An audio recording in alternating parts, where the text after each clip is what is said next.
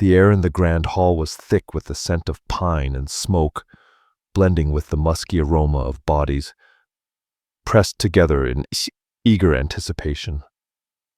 I kept my eyes cast downward, tracing the intricate blue embroidery of my borrowed dress, a white linen gown that had once belonged to my mother.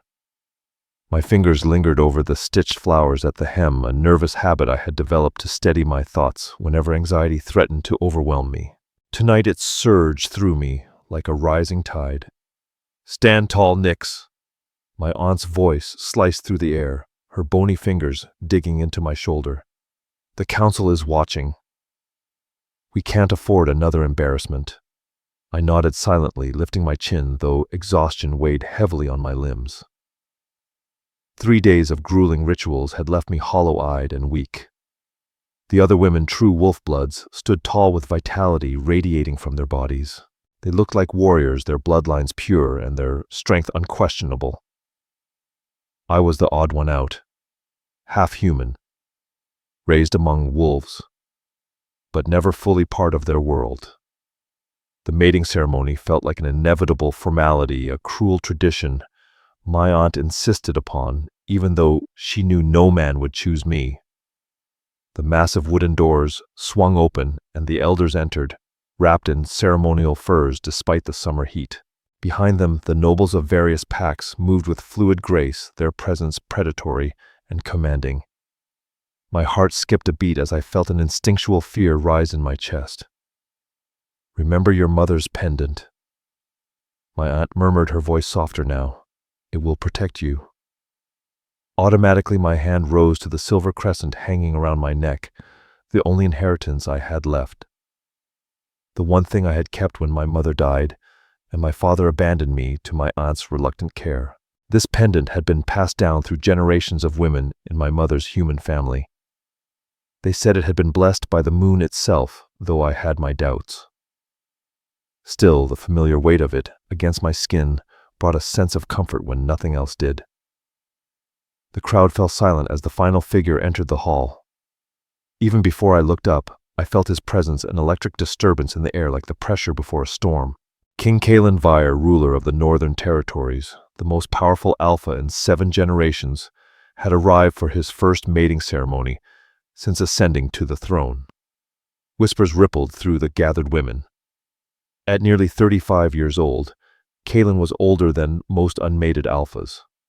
His first mate had died in childbirth years ago, and he had refused to choose another until now. Political pressure, they said, the need for an heir, the stability of the kingdom.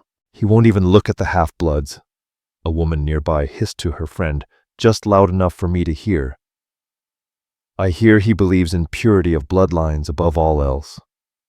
I fought to keep my expression neutral, though the sting of her words was familiar.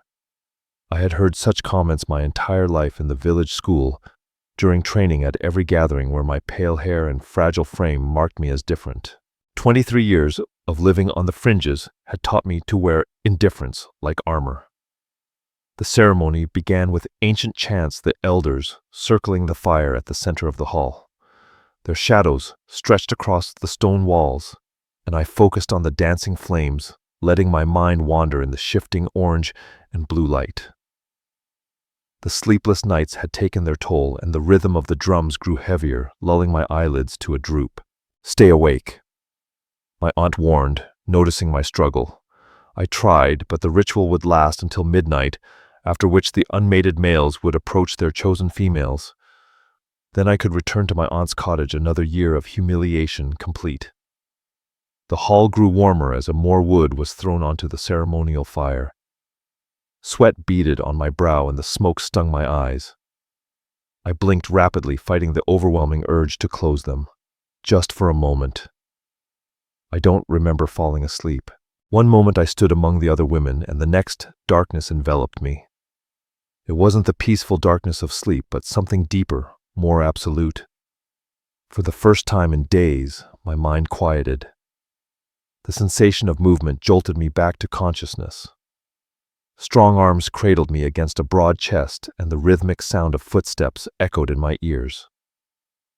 Disoriented, I struggled to make sense of my surroundings. The ceremony hall was gone, replaced by a dimly lit corridor with cold stone walls. "Be still," a voice commanded, deep and gravelly, vibrating through the chest I was pressed against. Panic surged within me. I twisted, looking up at my captor, and found myself staring into the most unsettling eyes I'd ever seen. Amber rimmed with gold, glowing with an inner fire that marked him as royalty among werewolves. King Kalen Vyre. His face was angular, framed by dark hair that brushed broad shoulders. A scar ran from his right temple to the corner of his mouth, lending him a perpetually fierce expression. He wasn't handsome in the traditional sense, but he exuded a dangerous primal energy. "Put me down," I whispered, my voice weak. My body had collapsed during the ceremony. "The scent of your fear filled the hall before you fell," he said, his tone steady. "I wasn't afraid." I lied automatically. I was just tired. Something flickered in his gaze, amusement maybe. "Both, I think," he replied. My mind raced with the implications. Fainting at a mating ceremony was unheard of, a humiliation that would follow me for years. Worse, the king himself carrying me away would stir endless gossip. My aunt would be mortified. "Please," I said again, my voice more forceful this time. "I can walk. I need to go back to the ceremony." "The ceremony is over," he said flatly. "Over." His words hit me like a punch. Confusion replaced my panic. "But it's only just started. The selection is complete," he interrupted. Cold dread settled in my stomach. Had I been unconscious for hours, why would the king himself remove me? Where were we going? Before I could voice these questions, he pushed open a massive wooden door with his shoulder, carrying me into a chamber that could only belong to royalty. A massive bed covered in furs dominated the room. A fire crackled in a stone hearth large enough for a man to stand in. Weapons lined the walls alongside maps of territories I didn't recognize. He set me down beside the fire. His hands lingered on my waist as if unsure I could stand. I quickly stepped back, putting distance between us. "Why am I here?" I demanded, finding the courage in the confusion and fear. The king's expression remained unreadable as he studied me. "You don't remember?" "Remember what? What happened before you fainted?" I shook my head, growing uneasy. The elders had been chanting. The fire was too hot. That's all. He moved to a table and poured water from a silver pitcher into a goblet. He handed it to me, and I hesitated before accepting it. Our fingers brushed, and something electric passed between us. I nearly dropped the cup. "Drink," he ordered. "Then I'll explain." The water was cool, sweet, and immediately cleared some of the fog in my mind. I drank deeply, suddenly aware of how dry my throat had been. When I finished, he took the empty goblet and set it aside. "Your name," he said, not a question. "Nyx," I said, my voice faltering. "Daughter of Elysia the human and Tavis of the Western Pack." I added my father's name reluctantly. He had severed all ties to me after my mother's death. Recognition flashed in the king's eyes. "Tavis's half-blood daughter," he said, his voice darkening. I should have known. The familiar sting of shame burned through me. "If you brought me here to mock my lineage, there's no need. I've heard it all before." His expression darkened further. "Is that what you think?" "I don't know what to think," I admitted, my heart racing. "I don't understand why the king of the Northern Territories would concern himself with a half-blood who fainted at a ceremony." He stepped closer, his presence overwhelming. I resisted the urge to retreat. His height dwarfed mine, forcing me to tilt my chin upward to meet his gaze. This close, I could see flecks of gold in his amber eyes, like fragments of buried treasure. "During the ritual," he said slowly, "when the ancestral call was made, something unexpected happened." I frowned, trying to make sense of his words. "What do you mean?" "The fire responded to you. Only you," he said, his gaze dropping to the pendant at my throat. "That symbol you wear, it glowed." My hand flew to the crescent moon, feeling its cool surface against my skin. That's impossible. Nevertheless, it happened, he replied, his voice taking on an odd, strained quality. Before you fainted, the flames turned silver, then blue. I shook my head, disbelief rising. They formed a crown, Nyx, he said, his voice heavy with something like awe. Above your head. I would have remembered something like that. You were already half unconscious, he said, but everyone in that hall saw it. He paused, his expression unreadable. Even me. And what does that mean to you? I asked, dreading the answer. The king's jaw tightened. The crown of blue flame is an omen. He hesitated, as if the words tasted bitter. It marks a true mate to royalty. The silence after his words seemed to stretch endlessly. I stared at him, expecting the punchline, the cruel joke, to reveal itself. But when he remained solemn, a laugh, a sharp, hysterical sound bubbled up from my chest. A true mate to royalty. I shook my head. That's absurd. I'm half human. Your council would never accept it, I said bitterly, my disbelief turning to anger. The council doesn't decide this. He cut in, his voice suddenly colder. Nor do I. I challenged, my voice sharp. Then who does? Some convenient fire omen that shows up when you need political leverage. I'm not a fool, Your Majesty. His eyes flashed with dangerous intent. The wolf within him responding to my defiance. For a moment, I thought I'd pushed too far, but instead of fury, something like reluctant respect crossed his features. The old magic decides, he said, finally, his voice low. Magic that predates our pacts, our territories, our laws. Magic neither of us can ignore without consequences. I turned away from him, walking toward the window that overlooked the fortress grounds. Below, torches lit the stone pathways, casting long shadows. Guards patrolled the perimeter, their movements precise, methodical. This was a world built on control, on order. Not magic, not fate. What happens now? I asked, keeping my back to him, unwilling to face him yet. You'll stay here tonight, he replied, his tone final, offering no room for argument. Tomorrow the council will convene to discuss the implications. And if I refuse? I asked, not turning. The floorboards creaked under his weight as he stepped closer, stopping just behind me. His presence so close sent an involuntary shiver down my spine. Is that what you want, Nyx? He asked, his voice dangerously soft. To return to your aunt's cottage and live on the outskirts of a world that's never fully accepted you. His words hit harder than he knew. My life had been a series of closed doors, forced smiles, and side glances. Tolerated, but never welcomed. Still, it was the only life I knew. What I want, I said carefully, is to understand why this is happening. Why me? That, he replied, is exactly what I intend to find out. The tension between us shifted, no longer hostile, but charged with something I couldn't name. Before either of us could speak again, a sharp knock echoed through the room. The king moved away. Enter. An older woman stepped into the room. Her silver-streaked hair was pulled back into a severe bun, and she wore the plain gray robes of a royal attendant. Her eyes widened ever so slightly when she saw me. Your chambers are prepared, my lady, she said, bowing formally. I blinked in confusion.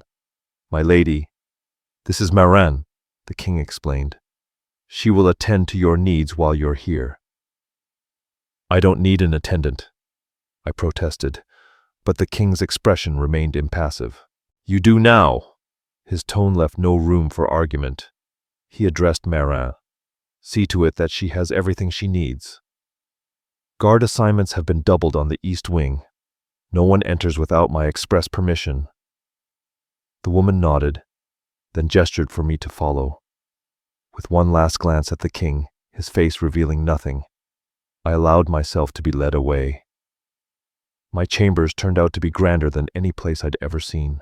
A massive 4-poster bed draped in blue velvet dominated the room. A copper tub large enough for 3 people stood in a bathing chamber adjacent. The sitting area contained bookshelves, comfortable chairs, and a writing desk stocked with parchment and quills. "Is this satisfactory, my lady?" Marin asked, her eyes studying me carefully. "It's excessive," I replied, my voice thick with disbelief. A small smile tugged at her lips. "I'll draw your bath. You must be weary after the ceremony," she said, moving quickly to heat the water and add scented oils. I wandered over to the bookshelves, running my fingers along the leather-bound spines. Most were historical texts or records of the pacts, but a few contained folktales and legends. "These were the Queen's books," Marin said, noticing my interest. "No one's touched them since her passing." I quickly pulled my hand back.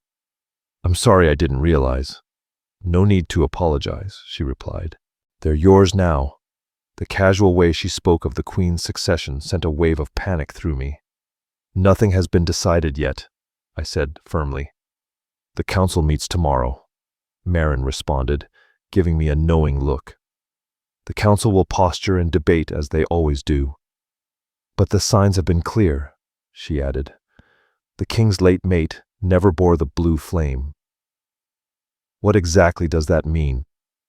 I asked, unable to hold back my curiosity. "It means your bond would be blessed by the old powers," she said, testing the bathwater with her wrist.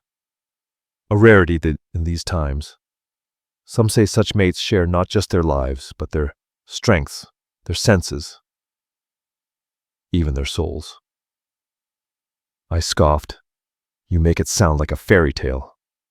"The oldest tales often contain the deepest truths," she replied, standing taller, her expression serious. She gestured to the steaming bath. "Come now before the water cools." Soon after, Elara helped me out of my ceremonial dress and into the bath. She left me alone with my thoughts.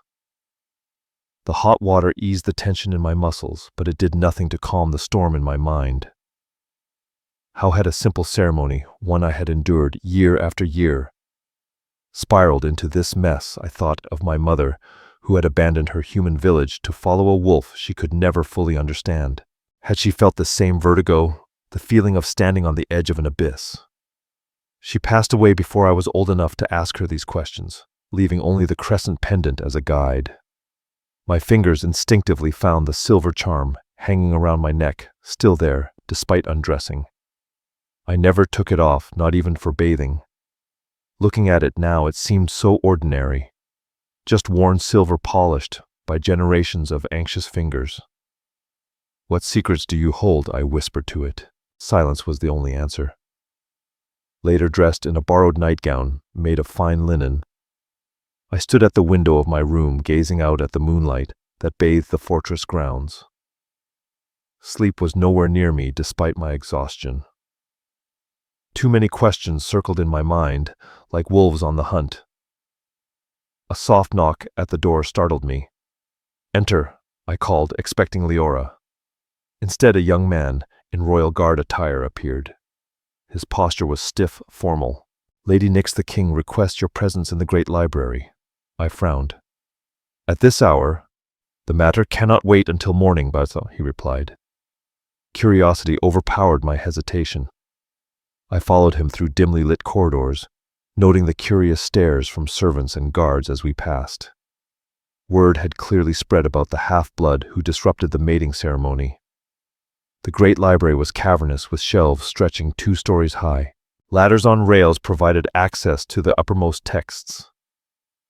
At the center, a circular table was lit by several oil lamps, creating pools of golden light in the surrounding darkness. King Kalen Vyre stood with his back to me, bent over an ancient text laid open on a reading stand.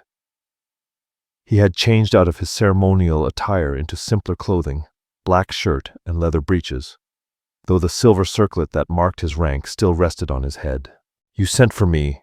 I asked, my voice echoing in the vast space. He turned, his expression grave. "I found something you should see." As I stepped closer, I saw that the text in front of him was written in an old script, the language of the first werewolves. My mother had insisted that I learn it alongside the modern tongues. One of the few advantages my unusual upbringing had given me. Can you read this? He asked. I leaned forward, careful not to touch the fragile parchment. The ink had faded, but the elegant script was still legible. When silver meets gold under harvest moon, bright the broken crown mends and blue flames light. Half of each world shall balance the throne. Power divided, no longer alone. I looked up at him in confusion. It's a prophecy. But what does it have to do with me? I asked. The king's jaw tightened. The royal bloodline has always been represented by gold. My eyes, my father's eyes, generations back, and silver. I paused as the suspicion in my mind solidified. His gaze shifted to the pendant around my neck. The crescent moon, he said softly. Your mother's lineage. I stepped back, suddenly feeling trapped. You think I'm part of some ancient prophecy? That's why the fire responded to me. I don't know, he admitted, surprising me with his honesty. But I intend to find out. He exhaled sharply. This kingdom has been unstable since Saphira's death. Challengers from other territories sense weakness. If there's truth to this prophecy, you would use it to strengthen your position. I finished for him. A politically convenient miracle, I added, my voice cold. Anger flashed in his eyes. You think I want this? He growled. To be bound to a half-human who clearly despises everything I represent. His words hit harder than I cared to admit. I don't despise you, I said quietly. I don't know you. Something shifted in his expression, a brief softening, before the royal mask fell back into place. Then perhaps that's where we should begin. Before I could respond, the library door burst open. Commander Cale Ironclaw, the king's most trusted advisor, entered with urgency. My king, forgive the interruption, he said quickly, his eyes darting to me with barely concealed suspicion before returning to the king. There's been an incident at the northern border. The Silver Claw Pack is claiming one of our patrols crossed into their hunting grounds. The king's posture changed instantly, his vulnerability replaced by cold authority. Were there casualties? 2 wounded, 1 critically, Cale answered. They're being brought to the healers now. Gather the war council, Calen ordered. I'll join you shortly. With a respectful nod and one last distrustful glance in my direction, the commander left. You should return to your chambers, the king said already, reaching for the ancient text to close it. Is it war? I asked, surprising myself with the concern in my voice. He paused, studying me carefully. Not yet, but the Silver Claw Alpha has been testing the boundaries since my father's death. He believes the northern territories should have gone to him. Because of your lack of an heir, I ventured. The king's expression darkened. Among other perceived weaknesses, the implication hung in the air, unspoken but clear. My presence and the prophecy had complicated an already unstable political situation. I should let you attend to this, I said, moving toward the door. Nix. His voice stopped me. Have Elara bring you to the council meeting tomorrow, noon. I nodded, though the thought filled me with dread. Will you tell them about the prophecy? I asked, turning back toward him. Not yet, he replied. Some things are better kept between us until we understand their full meaning. As I made my way back to my chambers, escorted by a silent guard, I couldn't shake the feeling that I had stumbled into a much darker game than I ever imagined. One where I didn't know the rules, my opponent, or even which side I was on. Sleep came in fitful bursts, haunted by dreams of blue flames and golden eyes staring at me from the shadows. I woke to sunlight streaming through windows Elara had uncovered while I slept. She stood at the foot of my bed, her arms laden with clothing I didn't recognize. Good morning, my lady, she greeted me, her tone warmer than the previous night. I've brought some suitable attire for the council meeting. I sat up, pushing my tangled, pale hair from my face. How did you know about the meeting? A knowing smile touched her lips. Little happens in this fortress that I don't hear about. Now let's get you ready. First impressions before the council are crucial. The next hour passed in a whirlwind of preparation. Elara helped me bathe and dressed me in layers of fine fabric. A soft linen chemise followed by a deep blue gown that matched my eyes. The cut was simple but elegant. It emphasized my slender frame rather than attempting to conceal it. Unlike the gaudy, overdone styles favored by full-blooded wolf women, this dress spoke of quiet dignity.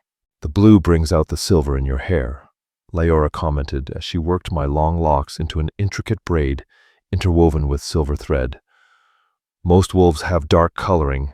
Your lightness will make you memorable." "I've been memorable my entire life," I said dryly. "It's rarely been an advantage." Leora's hands stilled for a moment. "Perhaps you've simply been among the wrong wolves," she said softly. Before I could respond, she placed a delicate silver circle atop my head. It was nothing like the king's elaborate royal circlet, but it was still clearly a mark of status. "I can't wear this," I protested.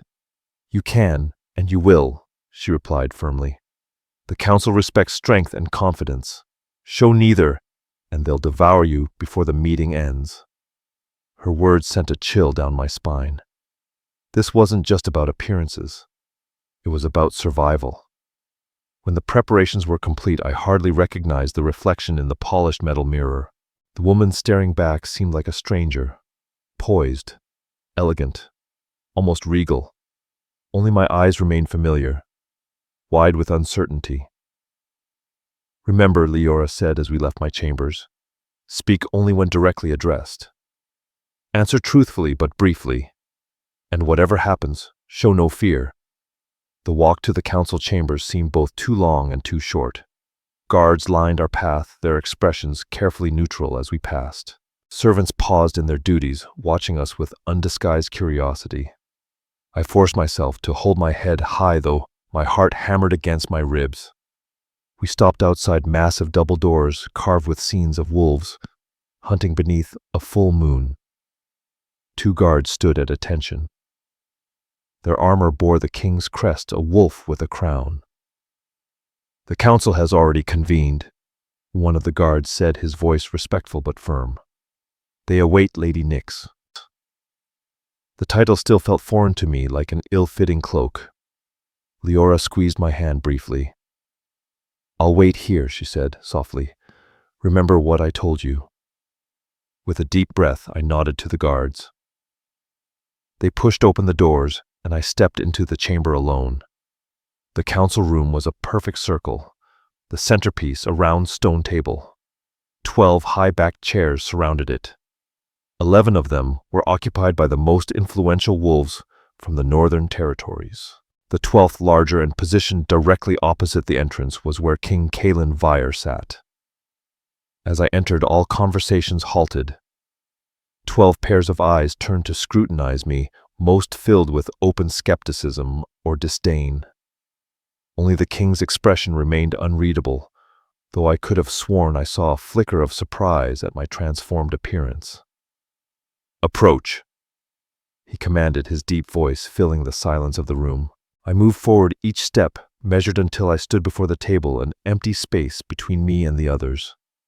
No chair had been set aside for me, a deliberate slight I suspected by the council members. The king began, his voice calm but firm. "Before you stands Nyx, daughter of Elysia, and Tavis of the Western Pack." A white-haired man, with a scar bisecting his left eye, leaned forward. "Half-blood daughter," he corrected, his voice as rough as gravel. "Let us not obscure the facts, my king," he added. I recognized him from the descriptions I'd heard. Varric Ashford, the king's uncle and the most vocal opponent of tradition. The king's jaw tightened imperceptibly. "Her lineage is known to all present, Lord Ashford," the king said, his voice laced with quiet authority, "as is the phenomenon witnessed at last night's ceremony." "A trick of the light," a severe-looking woman to the king's right said dismissively. "Or perhaps something more deliberate. Magic users still exist among the human settlements." I felt my cheeks flush with anger. "I possess no magic, my lady," I shot back. nor would I use it to deceive. She speaks without permission? Another counselor muttered. The king's fist came down hard on the table, silencing any further comments. Lady Nyx is accused, he said sharply. She has the right to defend herself, he added, his voice holding a deliberate edge. The title Lady Nyx sent a ripple of tension through the room. Your Majesty, said a younger man with auburn hair tied back from his face, while we all respect the ancient signs, we must consider the practical matters. The Silverclaw pack grows bolder every day. This morning's border incident is just the latest provocation, and an alliance with the Southern Territories through mating would bring us 500 additional warriors. And so this was the plan, a political marriage to strengthen the king's military position. No wonder my unexpected interruption had caused such unrest. I'm well aware of our tactical situation, Lord Dorian, the king replied coldly. As I am aware of the laws regarding true mates, he added, laws that have not been invoked in 3 generations. And never for a half-blood, Lord Ashford countered. I stood a little straighter, finding courage in their discomfort. If I may speak, Your Majesty, I said, my voice steady. The king nodded, curiosity flickering in his golden eyes. I have no desire to disrupt political alliances or succession plans, I said clearly, addressing the entire council. I came to the mating ceremony out of obligation, not ambition. Whatever occurred with the ceremonial fire was as unexpected to me as it was to all of you. Yet here you stand. The severe woman observed, her gaze flicking to my attire, dressed in royal colors, wearing a circlet as if claims have already been decided. I resisted the urge to touch the silver band at my brow. I stand as I was instructed to appear, my lady. Nothing more. Lord Dorian leaned forward, his eyes calculating. Tell us about the pendant you wear, the one that glowed during the ceremony. Instinctively, my hand rose to the crescent moon pendant. It's a family heirloom, I said, my voice steady. A human relic passed through my mother's line for generations. May I? Lord Dorian asked, extending his hand. Reluctantly, I stepped closer, allowing him to examine the silver charm without removing it from my neck. His fingers were surprisingly gentle as he turned it, studying the engravings. These markings, he murmured, they're not simply decorative. An older counselor with a silver-streaked beard frowned. What does it say, Lord Dorian? You've studied the old texts more thoroughly than most. Lord Dorian's eyes met mine, and for a moment I saw something like grudging respect in his gaze. It reads, "Between 2 worlds the balance lies." A curious sentiment for a human family heirloom, he added, his voice low. Whispers erupted around the table. I stepped back, my mind racing. My mother had never translated the inscription for me, though she'd made me promise never to remove the pendant. What else had she kept from me? The king raised his hand, silencing the council. This discussion grows circular. We have established facts. The ceremonial fire responded to Lady Nyx in a manner consistent with ancient prophecies regarding true mates. Her pendant bears an inscription in an ancient script that suggests significance beyond ordinary lineage. What would you have us do, my king? Asked a counselor I hadn't heard speak before. The Southern Alliance can wait. The king interrupted, his tone decisive. For 3 moons, as is traditional when signs of a true mate appear. During this time, Lady Nyx will remain at court as my honored guest. Lord Varric Ashford's face darkened. And if the Silver Claw attacks before those 3 moons have passed? His voice dripped with condescension. What then, nephew? The king's expression hardened at his uncle's deliberately familiar tone. Then we fight as we always have. With depleted forces and no southern allies, Lord Ashford added ominously. I have considered alternatives.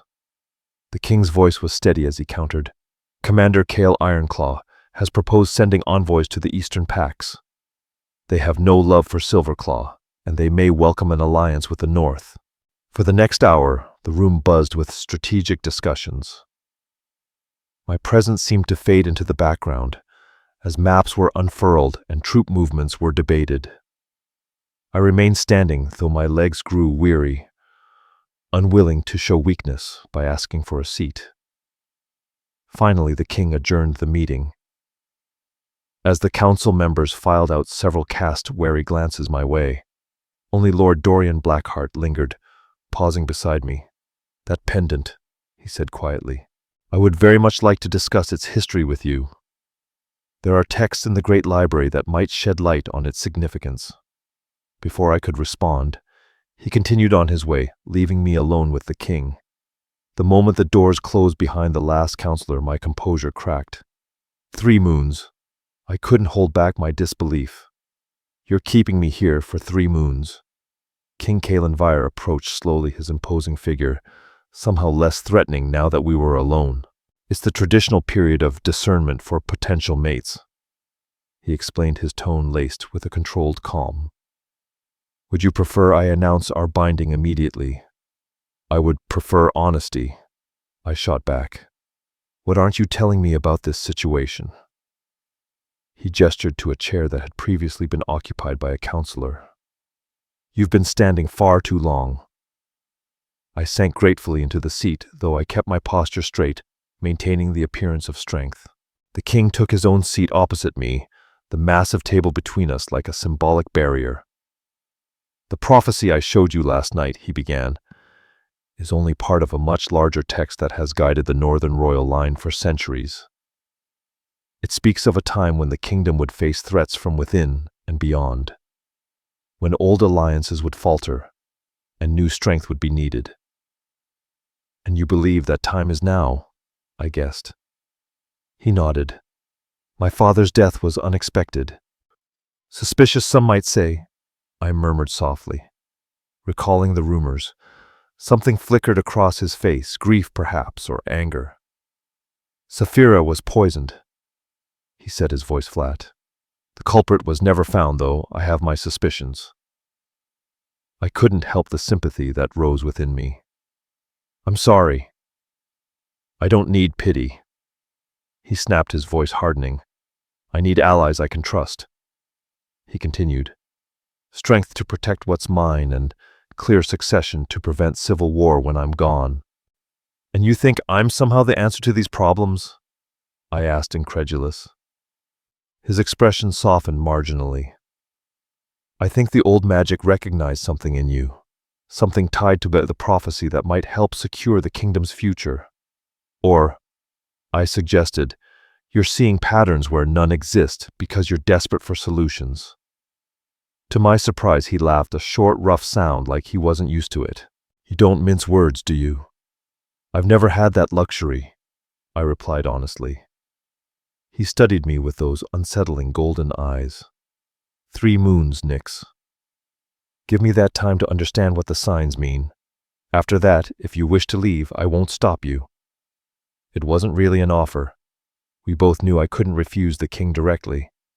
But the illusion of choice felt important somehow. And during these 3 moons, I asked, what am I supposed to do? "Hide in my chambers while your council plots against me. You'll take your rightful place at court," he said simply. "Learn our ways. Let me learn yours, starting tonight. Tonight, there's a feast to welcome delegates from outlying pacts." My heart sank. One council meeting had been difficult enough. A public feast would be torture. "Is that wise?" I asked, hesitant. "Your council made their feelings about me quite clear." "Which is precisely why you must appear," he countered. "Strength, Nix. Show them your strength." As if sensing my apprehension, he added, "Leora will help you prepare, and I'll assign personal guards to ensure your safety." "You think I need protection within your own fortress?" His expression darkened. "I think anyone potentially connected to royal succession needs protection." Saphira's fate taught me that lesson all too well. A chill ran down my spine at the implication. This wasn't merely about ancient prophecies or ceremonial fires. It was about deadly political games where losing meant far more than embarrassment. 3 moons, I agreed finally. "But I want access to the Great Library. If I'm to understand this situation, I need to research for myself. The hint of a smile touched his lips. Granted, Lord Dorian can assist you. He's the most knowledgeable scholar we have despite his youth. I rose to leave, suddenly eager for the solitude of my chambers. One more thing, King Kalenvire said, stopping me in my tracks. The circlet suits you, as does the blue. Heat flooded my cheeks at the unexpected compliment. Without responding, I turned and fled the council chamber, more confused than ever about the strange path fate had thrust me upon. The feast that followed was a blur of unfamiliar faces and thinly veiled hostility. I sat at the king's right hand, a position of honor that earned me venomous glares from several high-born females. Each course was accompanied by whispers that followed me like shadows growing louder as wine flowed freely. "Half-blood upstart," someone muttered, just loud enough for me to hear. "Won't last a week," another predicted. I focused on my plate, pushing around food I had no appetite for. The king, deep in conversation with visiting dignitaries, seemed oblivious to my discomfort, yet occasionally his hand would brush mine beneath the table. A gesture that might have been accidental but felt strangely intentional, almost reassuring. As musicians began to play, signaling the shift from meal to entertainment, a woman statuesque and poised approached our table. Her dark hair cascaded to her waist, and her crimson gown accentuated her curves, making my slender frame seem almost childlike in comparison. "My king," she purred, dipping into a curtsy that displayed her ample cleavage. "How wonderful to see you in good health." Kalen's expression remained neutral, though I noticed a slight tension in his jaw. "Lady Zoré," he greeted her. "I trust your journey from the southern territories was pleasant." So this was the alliance that had been planned, the match my unexpected interference had disrupted. Lady Zoré's calculating gaze slid over to me, dismissing me with a glance. "And this must be the phenomenon everyone is discussing," she said, her smile not quite reaching her eyes. "How extraordinary that a half-blood could cause such a stir." Before I could respond, Kalen spoke firmly. "Lady Nyx is my honored guest. I trust you'll extend her every courtesy during your stay, Lady Zoré." The warning in his tone was unmistakable.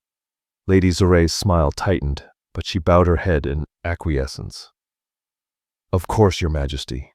In fact, I hope to request the honor of her company tomorrow.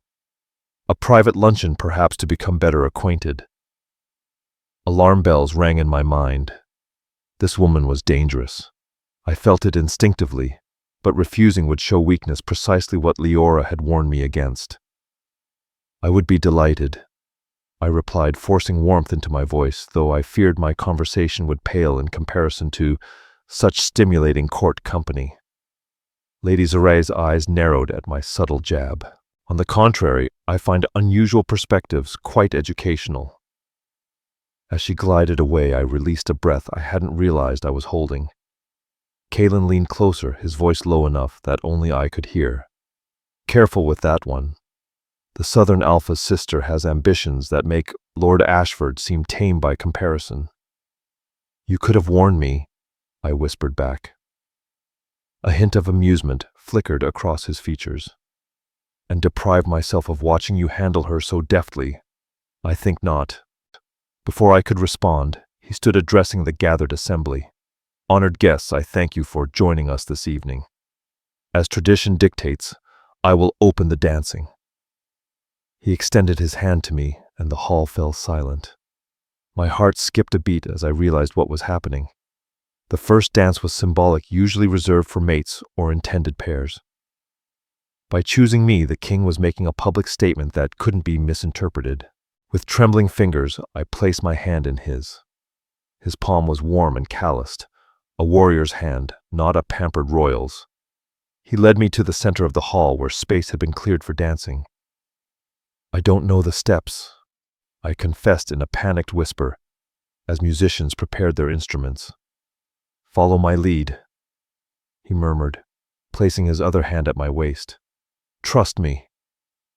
The music began, a traditional northern melody with a pulsing rhythm that mimicked a racing heartbeat. The king moved with surprising grace for such a powerful figure, guiding me through the unfamiliar steps, with subtle pressure at my waist and hand. After the first few tentative steps, I found the courage to look up from my feet to his face. His golden eyes held mine, intense and unreadable. "You're doing well," he said quietly. "I'm trying not to embarrass you." I admitted. "You couldn't," he replied simply. Something shifted between us in that moment, a recognition, perhaps, that we were both trapped in circumstances neither of us had chosen, both trying to navigate treacherous waters with dignity and tact. As the music swelled, he drew me closer, our bodies moving together in unexpected harmony. Other couples joined the dance, breaking the focus on us, and I felt myself relax, even if just a little. The king noticed the change and adjusted his steps, making them less formal, more fluid. "Tell me about your life," he said as we turned. "Before all this." The question surprised me. It was quiet, genuine. I lived with my aunt after my mother died, learned healing from the village, elder kept to myself mostly. No friends, no suitors. A wry smile tugged at my lips. "Half-bloods don't attract many suitors." "Your Majesty," I said, "and friendship is hard when everyone sees you as different." His expression darkened. "Being different isn't always a disadvantage," says the man born to privilege and power, I countered before I could stop myself. Instead of taking offense, Kalen spun me in a sudden, unexpected move that left me breathless. "You think my life has been easy because of my birth? Easier than mine," I insisted. "Perhaps in some ways." His voice lowered. "But consider this. You've had the freedom to be yourself, however isolated. I've never known a moment when I wasn't first and foremost the heir, the alpha, the king. Every choice, every action scrutinized and judged against centuries of expectation. I hadn't considered it that way." "A gilded cage is still a cage," I conceded. "Precisely." The music began to fade, signaling the end of the dance. As the other couples began to separate, he held me a moment longer. "Perhaps we're not as different as you believe, Nix." Later that night, I paced my chambers, too restless for sleep. The feast had gone on long after the first dance, but the king had been pulled away by diplomatic duties. Exhausted from the constant vigilance required to navigate court politics, I retreated as soon as protocol allowed. Then a soft knock interrupted my thoughts. I opened the door to find one of my assigned guards, a young woman with cropped hair and sharp, alert eyes. "Lady Nix, Lord Dorian Blackheart requests your presence in the great library if you're not yet retired." Curiosity won out over my fatigue. "Lead the way." The fortress hallways were quieter now, most revelers, either back in their quarters or still celebrating in the great hall. Our footsteps echoed off the stone floors as we descended to the library level. Lord Dorian sat at a table surrounded by ancient texts. His auburn hair was loose around his shoulders, making him look younger than he had during the council meeting. When I entered, he stood offering a respectful bow that took me by surprise. "Lady Nix, thank you for coming at this late hour." "You said you had information about my pendant," I reminded him, my fingers instinctively brushing the silver crescent at my throat. "Indeed." He gestured to the open texts before him. "I've been researching since the council meeting. The inscription matches fragments found in the oldest pack histories," he continued. "These date back to the formation of the Northern Kingdom." I moved closer, my eyes scanning the yellowed pages. "What do they say?" "They speak of a time when wolves and humans lived in greater harmony," he explained, tracing his fingers over faded illustrations of humans and wolves standing side by side. Certain human bloodlines possessed gifts that complemented wolf strengths. "Balancers," I whispered. Lord Dorian nodded. "Individuals who could calm the beast, enhance control, and prevent the madness that sometimes claims older alphas." My breath caught. "Madness." He nodded, his expression growing solemn. "It's not widely discussed, but the strongest alphas often face a terrible choice, As they age, their power grows until they can no longer control the wolf within. Many choose death before they harm their packs. I murmured, recalling the king's words about his father's sudden death. Lord Dorian looked startled. How did you— Speculation, I said quickly. Please continue about the balancers. He studied me for a moment before continuing. According to these texts, the bloodlines of the balancers were specifically sought out as mates by royal wolves. The resulting offspring carried both wolf strength and human control, creating the most stable leadership. But that tradition ended, I prompted. During the Great War, 3 centuries ago, humans turned against wolves, and wolves responded in kind. Mixed marriages became taboo. Balancer bloodlines were hunted to extinction, or so it was believed. I touched my pendant again, understanding dawning. You think my mother's family were balancers who escaped detection by living as ordinary humans, passing down their heritage through symbols rather than explicit knowledge. He nodded, glancing at the crescent. That pendant isn't merely decorative. It's a marker of your lineage, possibly enchanted to awaken when needed most. When the kingdom faces threats from without and within, I murmured, recalling the king's description of the prophecy. You know of the prophecy? Lord Dorian asked, his tone sharp. I hesitated, unsure how much the king wanted shared. Only fragments. Lord Dorian leaned forward, lowering his voice, though we were alone. Lady Nyx, what I'm about to tell you could be considered treason if misinterpreted, but I believe you need this information to protect yourself. A chill ran down my spine at his words. Protect myself from what, not what, who? I asked, my voice steady despite the unease settling in my chest. His eyes met mine, deadly serious. King Kalen Vyre is approaching his 35th year, the age when his father began showing signs of the alpha madness. You think he's losing control? I asked, recalling the king's composed demeanor, his every action calculated, controlled. Not yet, but the signs will come soon enough. The council knows this, though none dares speak of it openly. It's why the Southern Alliance was so urgently pursued. A new mate might extend his stability, just as his first mate did. I shook my head, processing this revelation. And now they believe I've interfered with their plans. Some do, he acknowledged. Others, myself included, see your arrival as possibly providential. If you truly carry balance or blood, you might be the king's salvation and, by extension, the kingdom's. That's an overwhelming responsibility to place on a coincidence. I said, my voice tight as I suddenly felt lightheaded. Lord Dorian's expression softened with sympathy. I don't believe it was coincidence, Lady Nyx. The timing of your pendant's awakening, the blue flame. These align too perfectly with ancient texts. What happens now? I asked, desperate for practical direction amid all these mystical theories. Now you learn. He gestured to the books piled before him. I've gathered everything I could find about balancers and their abilities.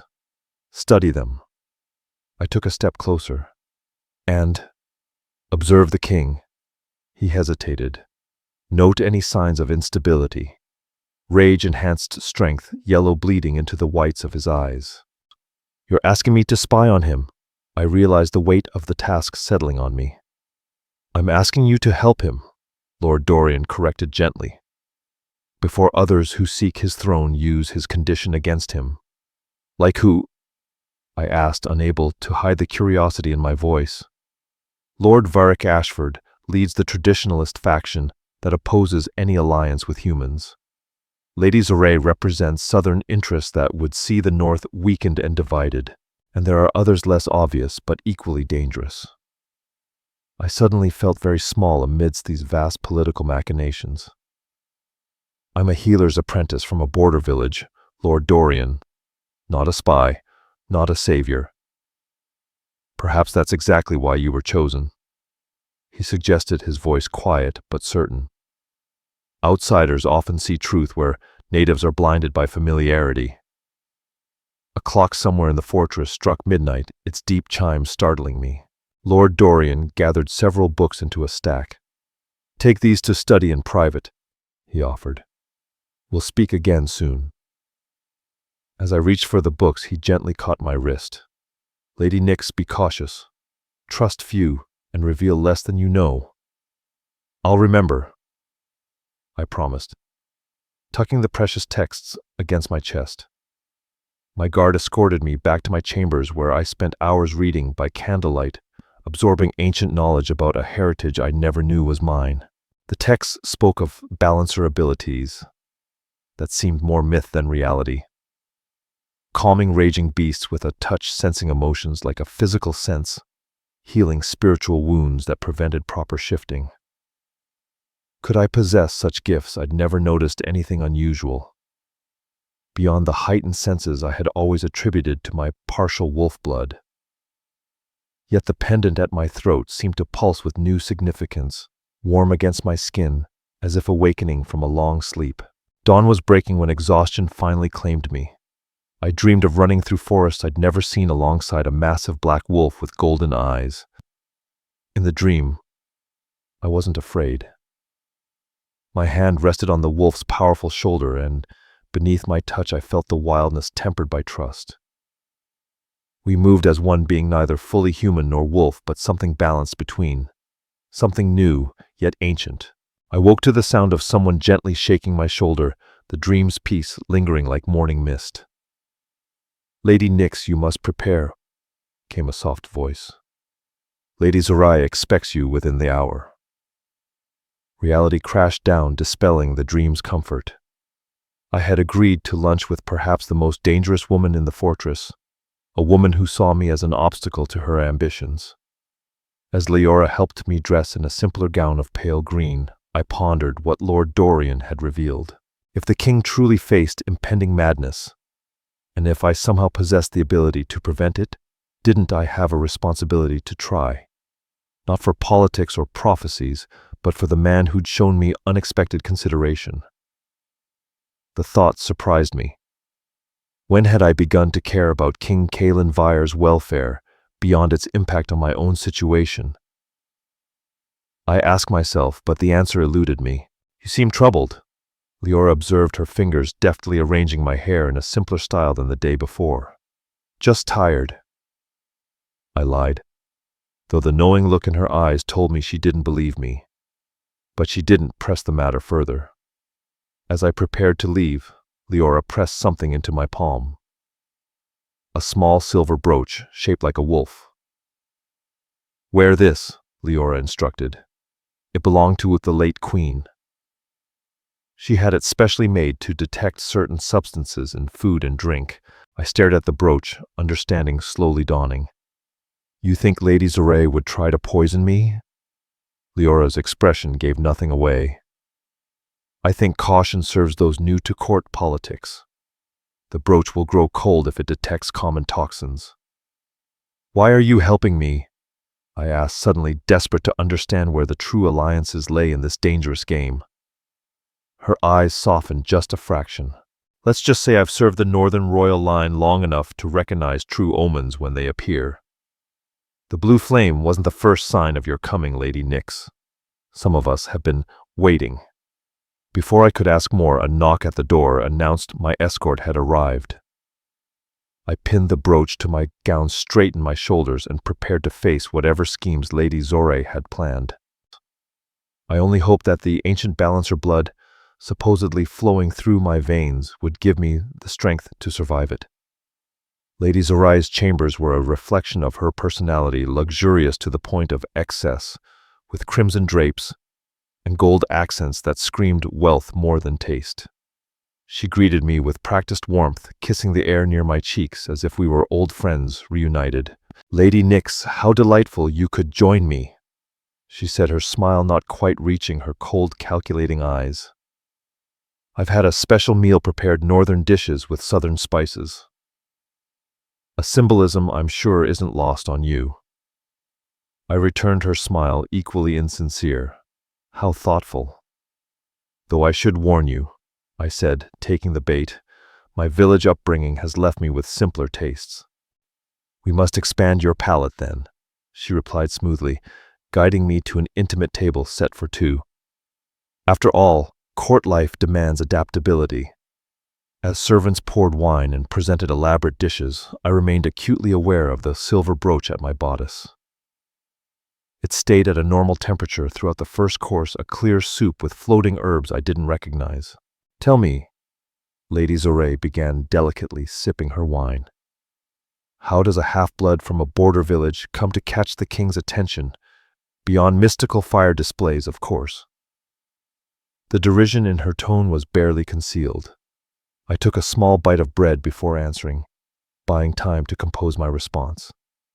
I assure you I'm as surprised as anyone by recent events, I said carefully. I attended the ceremony. She arched a perfect eyebrow. Not ambition. What ambition could I possibly harbor until 3 days ago I lived with my aunt, studied healing, and expected to return to that life. She studied me like a predator eyeing its prey. Your modesty is charming if unconvincing, but let us speak plainly, woman to woman. I nodded cautiously, noticing the servants had withdrawn, leaving us in privacy. The king requires a political alliance, she stated flatly. The southern territories offer military strength, trade routes, and generations of pure bloodlines. What do you offer beyond an obscure prophecy and questionable lineage?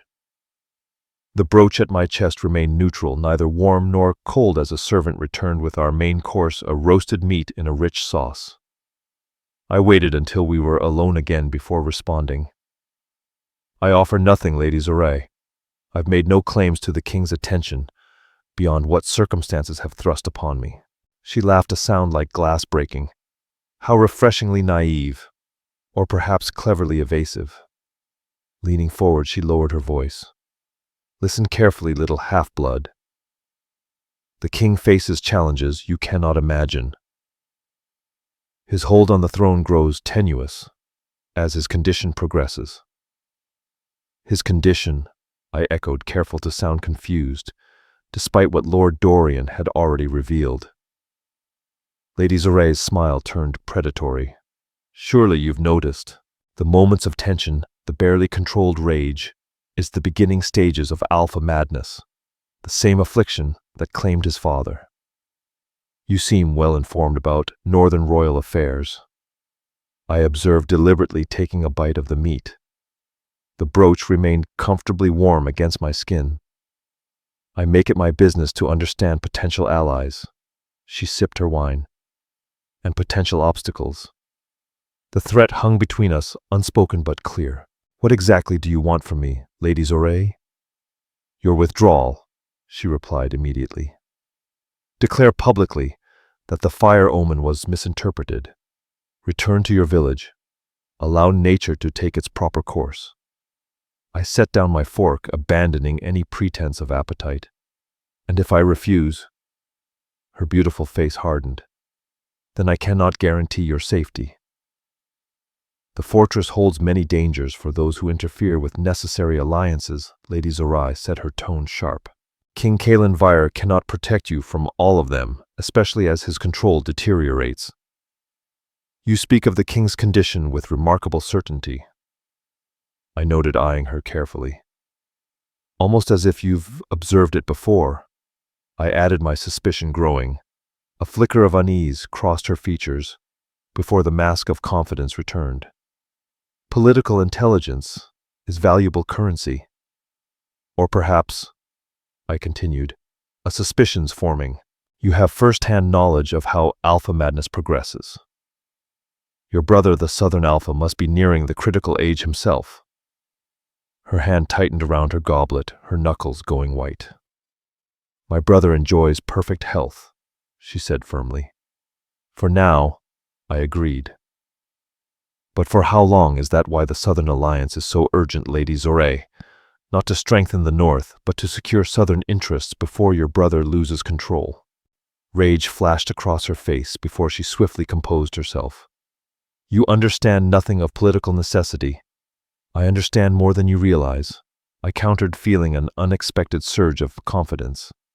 including the fact that you're not just the Southern Alpha's sister. You're his balancer, aren't you? That's how you've postponed his symptoms." The color drained from her face. "Where did you hear that term?" I deliberately touched my crescent pendant. "Perhaps we share more knowledge than either of us initially assumed." For several heartbeats, the calculated poise vanished, replaced by genuine shock. Then, with visible effort, Lady Zoray reconstructed her facade. "Even if your suspicions held merit," she said carefully, "it changes nothing. You remain unsuitable as the king's mate. Your mixed blood dilutes whatever abilities you might possess." Perhaps I acknowledged, rising from my seat. "But that's for the king to decide during the traditional 3 moons of discernment. Not for us to decide over lunch." "Illuminating the conversation has been," she said, standing as well. Her height allowed her to look down at me physically. "Even as I gained the upper hand verbally, you've made a dangerous enemy today, half-blood."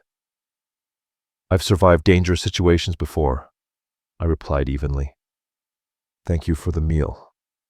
"Lady Zoray," I said as I turned toward the door, "next time perhaps try a less detectable poison than wolf's bane in the wine." Her eyes widened fractionally. It was confirmation enough that my brooch had detected something after all. Though not in the dishes I'd consumed, I'd noticed she barely touched her own food while urging me to eat.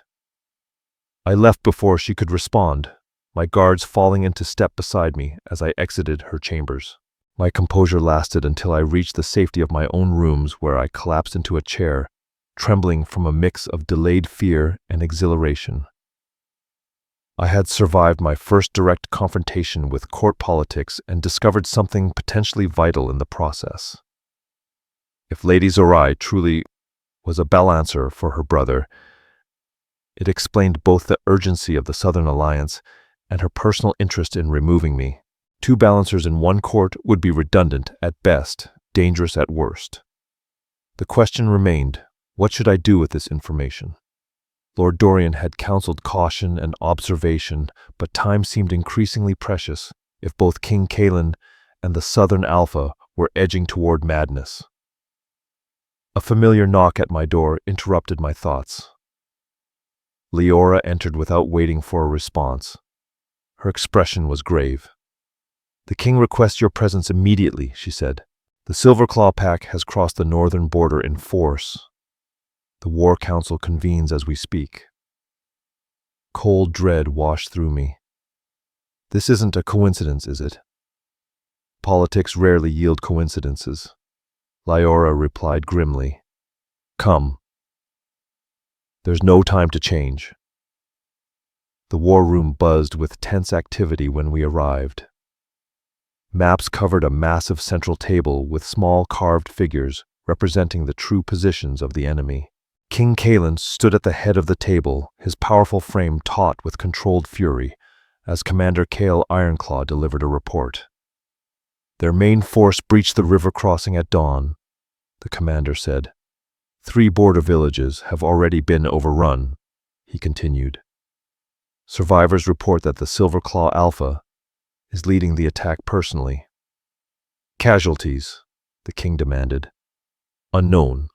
At least 50 confirmed dead, mostly civilians who couldn't evacuate in time." Lord Dorian, standing near a window, noticed my arrival first. He crossed to my side, speaking in a low voice. "The timing is suspicious. Lady Zoray received a messenger barely an hour ago," I whispered back. She knew. "This was coordinated." The king's head snapped up. His sharp hearing had caught our exchanged words, despite the room's commotion. His golden eyes locked with mine, darkening with an emotion I couldn't identify. "Lady Nyx," he acknowledged. "You should not be here." Before I could respond, Lord Varric Ashford interjected. "On the contrary, nephew, if the half-blood has insights about Southern complicity, let her speak." All eyes turned to me. I stepped forward, painfully aware of my lack of experience in military matters, but confident in what I had observed. During my lunch with Lady Zoray, she had made thinly veiled threats about my safety, If I didn't remove myself from court, I began, my voice steady. She spoke with unusual certainty about the timing of political developments. When a messenger arrived, she would have known the Silverclaw attack had begun. Commander Cale Ironclaw frowned. You suggest the Southern Territories knew of this attack beforehand? I believe they coordinated it, I clarified. Lady Zorai attempted to poison me today. I can prove it with the brooch Elara gave me, which detected wolf's bane in my wine. She wanted me removed before the crisis forced the king's hand regarding alliances. The room erupted in angry voices. King Kalen Vyre silenced them with a raised hand, his expression thunderous. These are serious accusations against an honored guest. Test her wine goblet, I challenged. The poison will still be detectable. Lord Dorian de Blackheart stepped forward. Your Majesty, if Lady Nyx is correct, we face a coordinated effort between Silverclaw and Southern forces. This attack may be a prelude to Southern betrayal, not alliance. The king's jaw clenched as he processed this information. For a moment, something flickered in his golden eyes, a flash of gold spreading into the whites. I recalled Lord Dorian's warning about signs of alpha madness, and my heart sank. Commander, the king ordered, secure Lady Zorai in her chambers until these accusations can be verified. Double the guard on the southern delegation. Lord Dorian, take charge of evacuating civilian settlements within 10 miles of the border. He turned to me, his voice lowering. You will return to your chambers and remain there under guard. This is not a punishment, but protection. If your suspicions about Lady Zorai are correct, your life remains in danger. I can help, I protested. My training as a healer is valuable. He acknowledged, but not worth risking your safety when we cannot guarantee it on the battlefield. When something in his tone made me pause, concerned beneath the command, something personal rather than political. I nodded reluctantly, and as the council dispersed, the king held me back with a light touch on my arm. When we were alone, his formal demeanor softened. You've shown courage today, he said quietly, both with Lady Zorai and here. I only spoke the truth as I observed it, I replied. His eyes searched mine. Earlier you mentioned her certainty about my condition. What exactly did she say?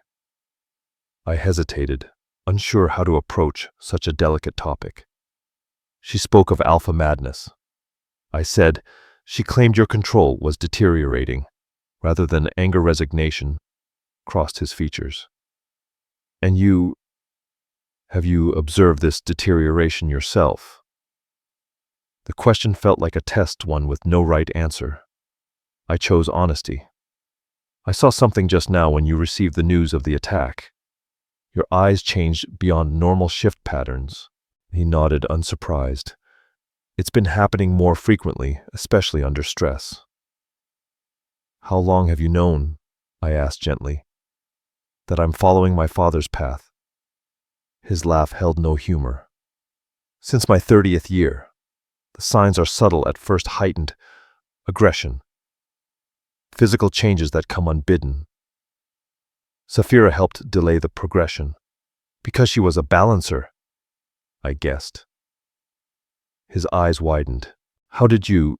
Lord Dorian has been educating me about my apparent heritage, I explained. And Lady Zorai unwittingly confirmed her own balancer status today. She's been helping her brother manage his symptoms while positioning herself to do the same for you, through alliance. Understanding dawned in his expression. The perfect political solution, he said slowly. The Southern Alpha stabilized through his sister's presence while she gains power in the North through marriage to me. Exactly, I said, touching my pendant absently.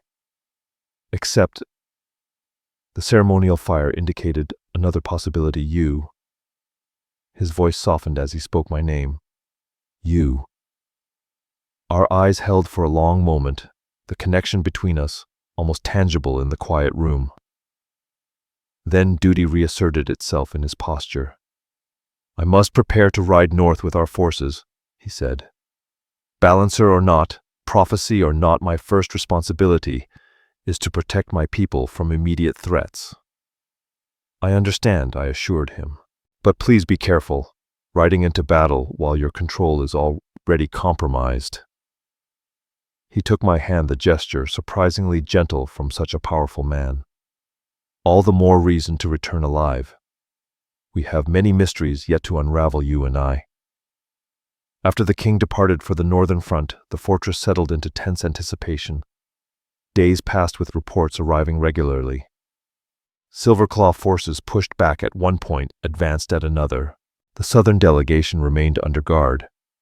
Though Lady Zorae protested her innocence despite the evidence of poison found in my wine goblet, I spent my time between the healing wards where wounded soldiers arrived daily and the great library, where Lord Dorian continued my education about balancer abilities. Under his guidance, I practiced meditation techniques designed to enhance sensitivity to others' emotional states.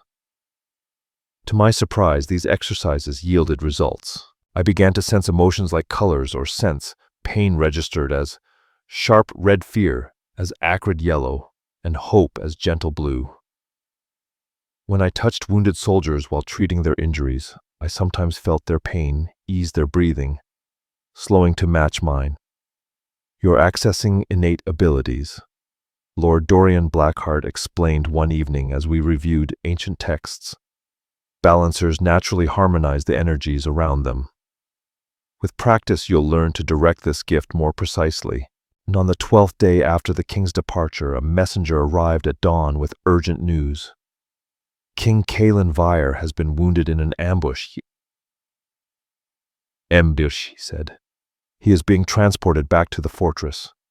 His condition is uncertain. I paced the courtyard for hours waiting for the royal procession to arrive. When it finally appeared, a grim line of soldiers surrounding a wagon converted into a litter. My heart nearly stopped at the sight of the king's pale, blood-streaked face. Healers rushed forward, but I pushed through them, drawn by instinct rather than training. The king's eyes were closed, his breathing shallow. A vicious wound slashed across his chest, the edges blackened in a way that suggested poison. Silverclaw blade. Commander Kale Ironclaw confirmed his own arm bandaged and coated with moonshade extract.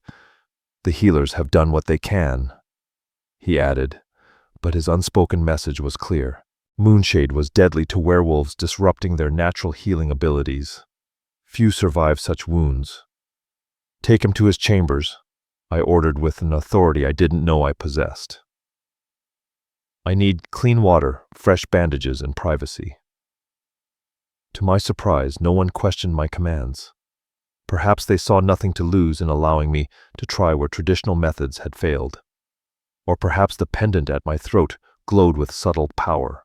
I felt it warm against my skin as I followed the litter bearers to the king's chambers. Once alone with him, I placed my hands on either side of the wound, focusing as Lord Dorian had taught me. The injury radiated sickly green in my perception poison, spreading through healthy tissue. Acting on instinct, I closed my eyes and envisioned my energy as silver light flowing from my hands into the wound. Pain shot up my arms as I absorbed some of the poison into myself. I gasped, but maintained contact, feeling the pendant grow hotter against my skin. The crescent seemed to pulse with each beat of the king's heart, creating a rhythm our bodies began to share.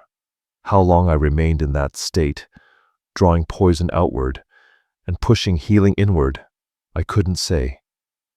At some point, I felt strong hands grasp my wrists, trying to break the connection. Lady Nyx, stop. Lord Dorian's voice seemed to come from a great distance. You're taking too much into yourself. It will kill you. I shook my head, refusing to release my hold on the king. I can save him, I whispered. I can feel it working. Not at the cost of your own life.